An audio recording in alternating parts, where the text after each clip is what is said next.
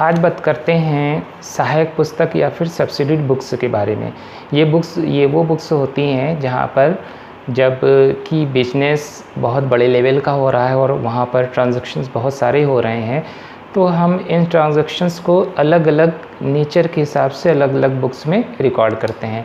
तो ऐसे बुक्स को हम लोग सब्सिडी बुक्स या फिर सहायक पुस्तक बोलते हैं। यहाँ पर हम ट्रांजैक्शंस के नेचर के हिसाब से, यानी एक से ट्रांजैक्शंस के जो नेचर हैं उसको हम एक जगह पर रिकॉर्ड कर लेते हैं। इस तरीके से हम अलग अलग ट्रांजैक्शंस के लिए अलग अलग बुक्स रखते हैं, बुक मेंटेन करते हैं। तो इससे एक तो एंट्री करना बहुत आसान हो जाता है और फ्यूचर में अगर कोई भी हमें इन्फॉर्मेशन लेनी है तो इन सारी बुक्स की हेल्प से सारी इन्फॉर्मेशन लेना बहुत ही आसान हो जाता है। अब इसमें देखते हैं कि कौन कौन सी बुक्स हैं।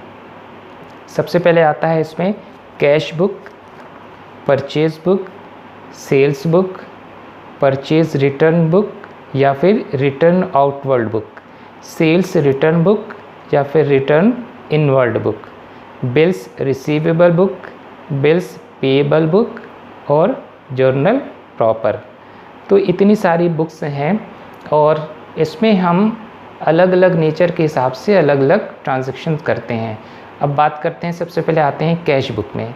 जितना भी कैश से रिलेटेड ट्रांजैक्शन होता है, यानी कि जिसको हम बोलते हैं नकद लेन देन, यानी कि जो भी कैश आ रहा है या फिर कैश जा रहा है, रिसिप्ट या पेमेंट, प्राप्ति या भुगतान, इनसे रिलेटेड जितना भी ट्रांजैक्शन हो रहा है उसकी रिकॉर्डिंग हम कैश बुक में करेंगे। तो इससे फ़ायदा ये होता है कि एक ही जगह पर कैश से रिलेटेड सारी इन्फॉर्मेशन आसानी से मिल सकती हैं। कहाँ पर कितना पैसा दिया गया, पेमेंट हुआ है, कहाँ से पैसा आया है, सारी इन्फॉर्मेशन आसानी से मिल जाती है। एक चीज़ का और ध्यान रखना है यहाँ पर कि जब हम कैश बुक में रिकॉर्डिंग करते हैं तो अब ये कैश, चाहे उसका पेमेंट हो और चाहे वो रिसिप्ट हो, ये कैश चाहे इस साल से रिलेटेड हो या पिछले साल से रिलेटेड हो या फिर कमिंग ईयर से रिलेटेड हो, उसका हमें ध्यान नहीं रखना है। अगर कैश आ रहा है तो उसकी रिकॉर्डिंग कैश बुक में कर ली जाएगी। तो इस बात का ख़ास ख्याल रखना है।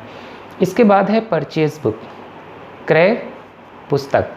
परचेज बुक जैसे कि नाम से पता लग रहा कि जितना भी गुड्स, जितना भी माल परचेज़ किया जाएगा उसकी रिकॉर्डिंग इस परचेज बुक में कर ली जाएगी। तो इससे फ़ायदा ये हो जाता है कि हम एक ही जगह पे सारी इन्फॉर्मेशन मिल रही है, कौन सा माल कब आया, किससे आया, कहाँ से आया, सारी इन्फॉर्मेशन यहाँ पर रहेगी। लेकिन जो भी उधार क्रय है उसी की रिकॉर्डिंग करेंगे यहाँ पर, क्योंकि नगद वाली की तो रिकॉर्डिंग कैश बुक में हो जा रही है, इसलिए उधार से रिलेटेड जितना भी ट्रांजैक्शन है, यानी जो भी माल क्रय हो रहा है लेकिन वो उधार है, तो उसको हम क्रय बुक में रिकॉर्ड कर लेंगे। इसी तरीके से विक्रय बुक, सेल्स बुक है। सेल्स बुक में जितना भी माल उधार बेचा जा रहा है उसकी रिकॉर्डिंग इसमें हम रिकॉर्ड कर लेंगे, यानी सेल्स बुक में उधार से रिलेटेड जितना भी सेलिंग हो रही है वो सारी रिकॉर्डिंग आसानी से यहाँ पर की जा सकती है।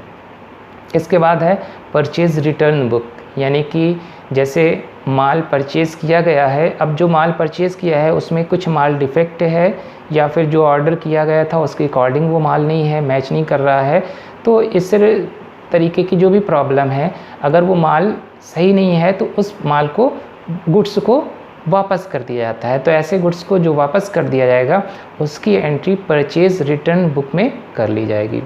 सेल्स रिटर्न बुक में परचेज़ रिटर्न बुक का जस्ट अपोजिट है। किसी कस्टमर को माल बेचा गया है, वो माल उसके अकॉर्डिंग नहीं है या उसके ऑर्डर के अकॉर्डिंग नहीं है, कुछ डिफेक्ट माल है, और उस माल को अगर वो वापस कर देता है या जितना उसने ऑर्डर किया था उससे ज़्यादा चला गया है, एक्सेस है, कुछ भी बात हो सकती है, तो जो भी प्रॉब्लम है, अगर वो माल वापस करता है तो उसकी एंट्री, उसकी जो रिकॉर्डिंग है तो वो सेल्स रिटर्न बुक में कर ली जाएगी। तो इस तरीके से ये काम यहाँ पर कंप्लीट हो जाएगा।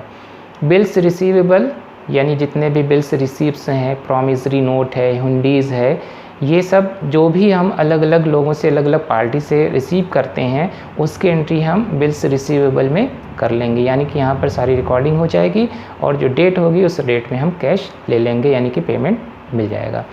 बिल्स पेबल है, बिल्स पेबल में बिल्स रिसीवेबल का जस्ट अपोजिट, जितना भी अलग अलग कस्टमर को, सप्लायर्स को जो भी बिल से इशू किया गया है, प्रॉमिसरी नोट है, हुंडीज़ है, जो भी इशू किए गए हैं, तो उसकी रिकॉर्डिंग बिल्स पेएबल में कर लिया जाएगा और एक डेट आने पर उसका पेमेंट कर दिया जाएगा। इसके अलावा जर्नल प्रॉपर बचता है। अब जितना भी ऊपर अभी जितनी बुक्स के बारे में बताया गया है, उस बुक्स में जो भी एंट्री करने से रह जा रही हैं, यानी कि बाकी जो एंट्री बचती हैं इन सब के अलावा, तो उनकी जो रिकॉर्डिंग है वो जर्नल प्रॉपर में की जाएगी। तो इस तरीके से हम देखते हैं कि एक सिग्नेचर के, यानी कि क्रय से रिलेटेड, परचेज से रिलेटेड जितने भी एंट्रीज़ है वो परचेज बुक में हो जाएगी, सेल्स से रिलेटेड सारी एंट्री सेल्स में हो जाएगी, कैश से रिलेटेड सारी एंट्रीज़ कैश बुक में हो जाएगी। तो इस तरीके से एक सिग्नेचर वाले कोई एंट्री हम एक बुक में कर लेते हैं। तो इसका फ़ायदा ये होता है कि हम जब भी कोई इन्फॉर्मेशन लेना चाहें तो हमको आसानी से मिल जाएगी। अब हम इसमें देखते हैं कि हम जब ये जो सब्सिडी बुक्स बनाते हैं, इससे फ़ायदे क्या क्या हैं, क्या क्या इसके एडवांटेजेस हैं। तो एडवांटेज में हम थोड़ा सा फोकस करते हैं। सबसे बड़ा जो इसका फ़ायदा है वो ये फ़ायदा है कि जो कार्य का हस्तांतरण है, जिसको हम बोलते हैं डिवीज़न ऑफ वर्क, वो हो जाता है। यानी कि एक सा काम के लिए हम एक अलग से पर्सन को वहाँ पर दे देते हैं काम। एक सा काम करने वाली परचेज बुक का जो काम है वो एक आदमी करेगा, सेल्स बुक का काम एक आदमी करेगा।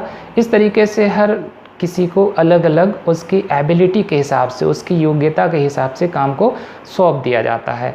तो एक सा काम जब वो करता रहेगा तो उसमें जो उसकी मिस्टेक्स है, गलतियां हैं, वो धीरे धीरे इम्प्रूव हो जाती हैं, क्योंकि एक सा वो काम कर रहा है, उसके काम में तेज़ी आ जाती है। तो सबसे बड़ा फ़ायदा ये है कि हम काम को उसकी योग्यता यानी उसके एबिलिटी के अकॉर्डिंग डिवाइड कर देते हैं, तो वो काम बहुत स्पीड से होने लगता है। दूसरा जो फ़ायदा है वो ये फ़ायदा है कि इसकी रिकॉर्डिंग में आसानी हो जाती है, यानी ईजीनेस इन रिकॉर्डिंग में आसानी। जब एक सा काम एक ही आदमी रोज़ करता रहेगा तो उसकी जो एफिशिएंसी है, कार्यकुशलता है, वो तेज़ी से बढ़ जाती है, पहले से कहीं ज़्यादा अच्छी हो जाती है, कार्यकुशलता में वृद्धि हो जाती है, सुधार, इम्प्रूवमेंट हो जाता है। तो इस वजह से जब कोई काम एक सा रोज़ कोई भी करता रहेगा तो प्रैक्टिस के होने की वजह से वो काम बहुत तेज़ी से करने लगता है। तो इसकी वजह से जो भी काम है बहुत तेज़ी से निपट जाता है, टाइम की इसमें समय की बचत हो जाती है। और चूँकि काम बहुत तेज़ी से होता है तो उसकी एफिशिएंसी भी बढ़ जाती है और उसमें जो गलतियाँ हैं, गलतियाँ भी होने के चांसेस बहुत कम या फिर ना के बराबर हो जाती है। इसके बाद जो तीसरा फ़ायदा है वो ये फ़ायदा है कि इंक्रीज़ इन एफिशिएंसी, यानी कि कार्यकुशलता में वृद्धि। वही चीज़ हो गई है कि जब एक सी एंट्री एक ही आदमी को बार बार वही एंट्री यानी रिपीट करनी है बराबर, तो वो परफॉर्मेंस उसकी बेहतर हो जाती है और जिसकी वजह से वो काम में बहुत तेज़ करने लगता है, काम उसको करना आसान हो जाता है, एक ही जगह पे काम करना आसान हो जाता है और उसकी कार्यकुशलता में वृद्धि हो जाती है। इसके बाद अगला जो है वो है ईजीनेस इन चेकिंग, यानी कि चेकिंग करने में आसानी।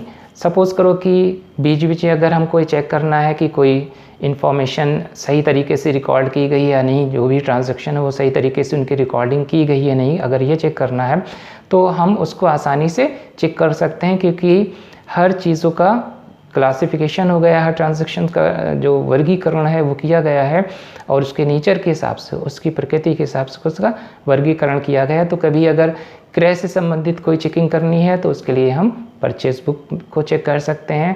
विक्रय से, सेल्स से संबंधित कोई चेक करना है, कुछ भी एंट्री चेक करनी है तो वो सेल्स बुक में उसकी चेकिंग हो जाएगी। तो इसलिए चेकिंग करने में आसानी हो जाएगी और जब इसकी चेकिंग होती रहेगी तो जो काम लोग कर रहे हैं उसको भी वो बहुत ही जिम्मेदारी से करते रहेंगे। इसके बाद फिर जो अगली एंट्री है वो है प्रोटेक्शन फ्रॉम फ्रॉड्स, यानी जालसाजी से बचाव। अगर एक ही आदमी को सारा काम दे दिया जाए, यानी कि जितने भी ट्रांजैक्शंस हैं, सारे ट्रांजैक्शंस, चाहे वो परचेज़ हो, सेल्स हो, कैश से रिलेटेड हो, सारे ट्रांजैक्शंस एक ही आदमी को दे दिया जाए तो वहाँ पर पॉसिबिलिटी ज़्यादा है कि उस काम को वो जालसाजी के ज़रिए करने लगे, कुछ हेर फेर कर ले और अपना वो कुछ फ़ायदा उसमें निकाल ले। लेकिन जब इसी काम को बांट दिया जाता है, कई लोगों में बांट दिया जाता है, तो वहाँ पर जो भी गड़बड़ी होने के चांसेस हैं वो बहुत ही कम हो जाते हैं। यानी कि हम ये कह सकते हैं कि जालसाजी का जो मौका मिलता है, फ्रॉड करने का जो चांसेस होते हैं वो काफ़ी हद तक कम हो जाते हैं। तो जो सब्सिडी बुक्स है, जब हम इसको अलग अलग बनाते हैं तो इसका एक फ़ायदा ये भी होता है कि फ्रॉड से बचत हो जाती है। इसके बाद जो अगला है वो है फ्लेक्सिबल, लोचशीलता। लोचशीलता का मतलब ये है कि अगर कभी ये लगता है कि जो ट्रांजैक्शन है बहुत कम हो रहे हैं, बहुत धीरे बिजनेस चल रहा है, तो हम ये भी कर सकते हैं कि जो जर्नल एंट्रीज़ है, जर्नल प्रॉपर के बारे में जो बात कर रहे थे रोज आमचा है, यानी एक ही बुक में सारी एंट्री की जा सकती है। इसको हम फ्लेक्सिबिलिटी या लोचशीलता बोलेंगे कि अगर लगता है कि कुछ एंट्रीज़ हैं बहुत कम हो रही हैं तो हम बुक्स को कम भी कर सकते हैं। अगर लगता है कि ट्रांजैक्शंस बहुत ज़्यादा हो रहे हैं, काम बढ़ गया है, बहुत बड़े लेवल का बिजनेस हो गया है, तो हम काम को बांट सकते हैं, यानी कि अलग अलग बुक्स को रख सकते हैं। तो एक फ़ायदा फ्लेक्सिबिलिटी यानी कि लोचशीलता का है। इसके बाद जो अगली एंट्री है वो है डिटर्मिनेशन ऑफ रिस्पॉन्सिबिलिटी, यानी कि उत्तरदायित्व का निर्धारण। जब हम अलग अलग काम को अलग अलग लोगों के बीच में उनके एबिलिटी यानी कि उनकी कार्यकुशलता के आधार पर, उनकी योग्यता के आधार पर बांट देंगे, और ये जब पता हो जाता है कि कौन सा काम कौन कर रहा है, यानी कि ये बिल्कुल क्लियर रहता है, तो वहाँ पर एक रिस्पॉन्सिबिलिटी आ जाती है कि अगर कहीं पर कोई गलती मिलती है तो हम ये पता लगा सकते हैं कि इस गलती के लिए कौन ज़िम्मेदार है, कौन इस चीज़ के लिए रिस्पॉन्सिबल है, उत्तरदायित्व है, और उसके खिलाफ आसानी से कार्रवाई की जा सकती है। तो सबसे बड़ा फ़ायदा ये भी हम कह सकते हैं कि उत्तरदायित्व का निर्धारण करना आसान है। कोई व्यक्ति अपनी गलती को किसी दूसरे व्यक्ति के ऊपर नहीं टाल सकता है, क्योंकि वहाँ पर कार्य का बंटवारा हो गया है। जिस तरीके का जो कार्य कर रहा है उसमें अगर कोई गलती मिलती है तो उससे रिलेटेड उसी आदमी को देखा जाएगा, उसको ज़िम्मेदार ठहराया जाएगा।